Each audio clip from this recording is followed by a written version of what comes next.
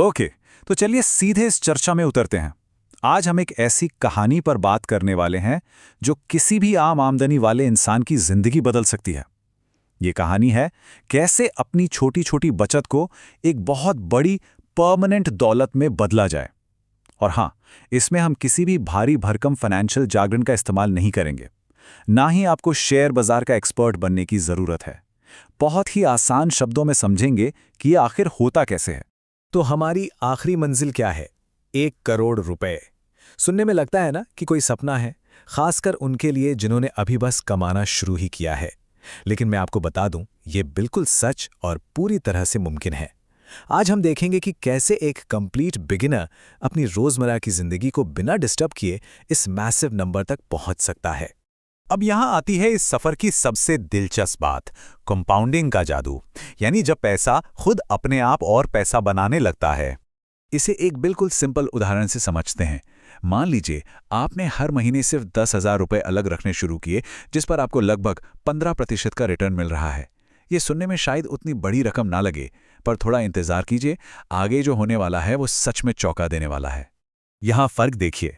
पहले 5 सालों में आपका पैसा बढ़कर करीब 9 लाख होता है। ठीक है, अच्छा है। लेकिन 15 साल बाद बूम, ये रकम अचानक छलांग लगाकर 67 लाख हो जाती है। और यही दोस्तों कंपाउंडिंग का असली राज है।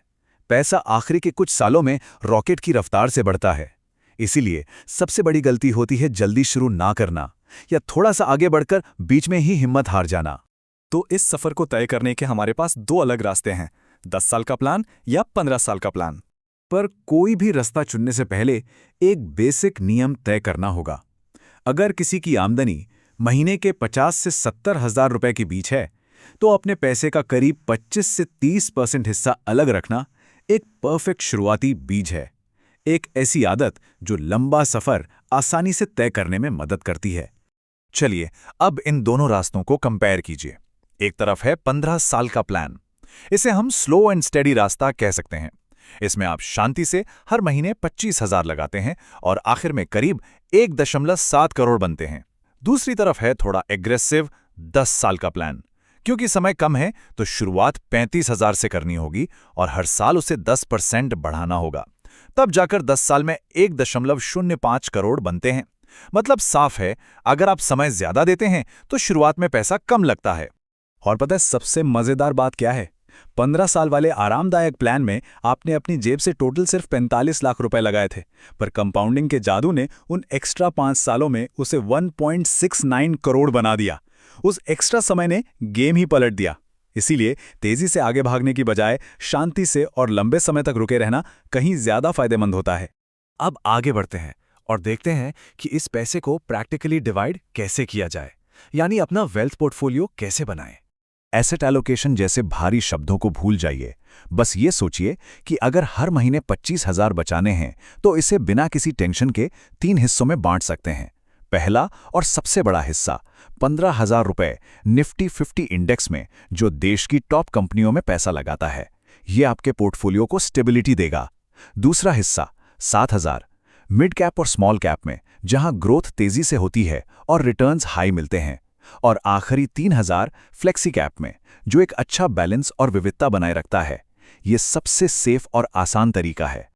पर रुकिए, एक बहुत बहुत जरूरी बात। वेल्थ बनाना शुरू करने से ठीक पहले अपना एक सेफ्टी नेट जरूर बनाएं।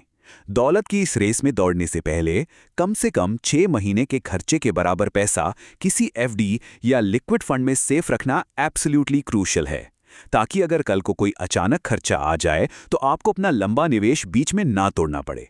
तो इस सफलतापूर्वक सफर पर निकले रहने के लिए हमारे 3 सुनहरे नियम क्या हैं? इसे हम साइलेंट इन्वेस्टिंग मशीन कहते हैं और इसके 3 बहुत ही सिंपल नियम हैं। पहला, आसान इंडेक्स फंड्स चुनें, जैसे निफ्टी 50। कोई दिमाग नहीं लगाना कि कौन सा शेयर खरीदना है। दूसरा नियम, पूरा सिस्टम ऑटोमेट कर दें।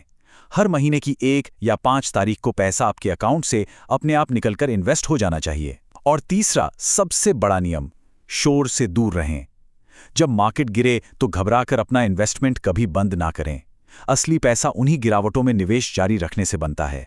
तो इस पूरे विश्लेषण का सबसे अहम पॉइंट क्या निकल कर आता है बिना किसी एक्स्ट्रा मेहनत के, सिर्फ और सिर्फ कंसिस्टेंसी और समय के दम पर इस मंजिल को हासिल किया जा सकता है। एक आम आमदनी वाले व्यक्ति की इस कहानी का असली हीरो कोई बहुत बड़ी सैलरी नहीं है और ना ही शेयर मार्केट की कोई डीप नॉलेज। असली हीरो है धैर्य, अनुशासन और सही वक्त पर शुरू की गई एक छोटी सी शुरुआत। और चर्चा के इस आखिरी पड़ाव पर आपसे एक छोटा सा पर सोचने वाला सवाल छोड़कर जा रहा हूं।